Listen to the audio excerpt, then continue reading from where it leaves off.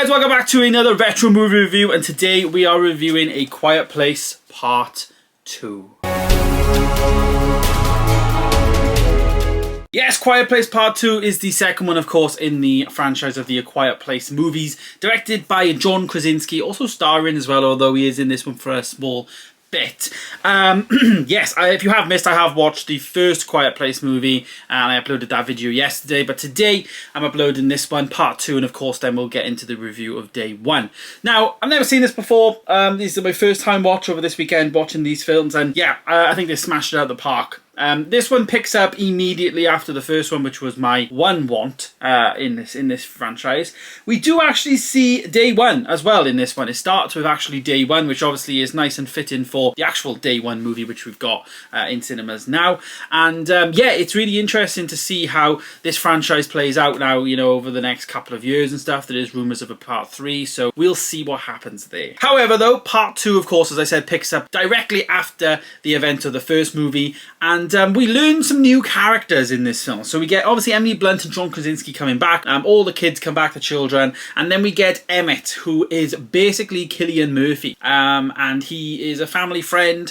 And he is in this movie in terms of, after the events of the first movie, Evelyn, Emily Blunt, and the kids basically decide that they need to leave where they are. And, you know, they run into Emmett. So he's a friend of them, and obviously things have happened and he's lost certain people along the way, and everyone's very, very wary, and you don't really trust anyone nowadays, kind of thing. All very believable, all very cool, very good.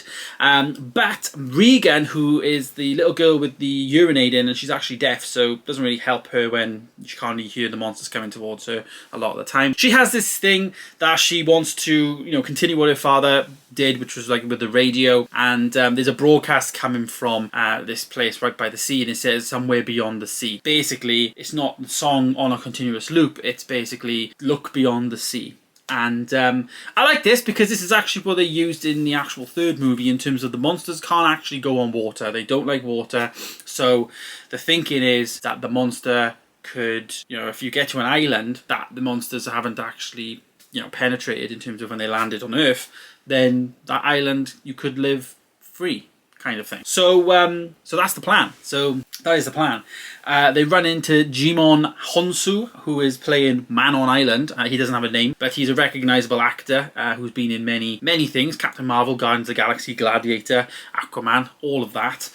So he's a very recognisable actor. And that is basically it. That is the story. They have these little journeys, and the story in this one for me progresses. It actually goes forward, and I think it's one of the best well-written sequels I've ever seen, to be honest. You know, I watched the Bad Boys movies recently, and I think from a sequel point of view, in terms of growing the story, I love how no time has passed in terms of these two films back to back are like 3 hours long, but they could be one movie in its sense, and I like that aspect, and boy, I cannot wait for a part 3. Yeah, cannot wait for that. So as you can tell, I really did enjoy the movie. Enjoyment factor for me, I probably would give it like a nice 7, 8 out of 10, to be honest. It was well up there. Very much enjoyed it. Was not boring. Very engaging. And to be honest, it's going to be in my, I wouldn't say it's a horror movie, but I will watch it around Halloween time and just give it another watch, like just without doing a video on it, and really enjoy it, because I think it is a great film. And I'm very happy that I have this franchise now here, and I've actually watched it, so really good. So rating the movie then, what did I rate it? Well, I actually gave it a 4-star. For me, I think it's one of the best, well, the best Quiet Place movie so far. You'll have to stay tuned to see what I think of day 1. But for me, it takes the #1 spot so far in my ranking. I think it's really good. Emily Blunt comes back into her own. Obviously the mother, and she has all these things that she needs to deal with, and she does it really, really well. The addition of Cillian Murphy's character as well, I think it's a real good one.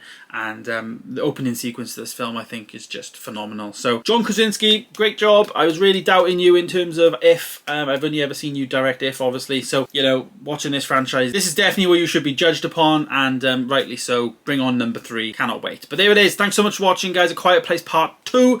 Stay tuned, of course. If you did miss my Quiet Place Part 1 video, it is up on the channel. But of course, stay tuned, because I will be having A Quiet Place Day 1 out in the next couple of hours. If you're watching this today, it's uploaded. And then, of course, ranked. I'll rank all 3 of the movies from worst to best. Thanks for watching, guys. Stay tuned for more, and of course, I'll see you in the next one. Goodbye.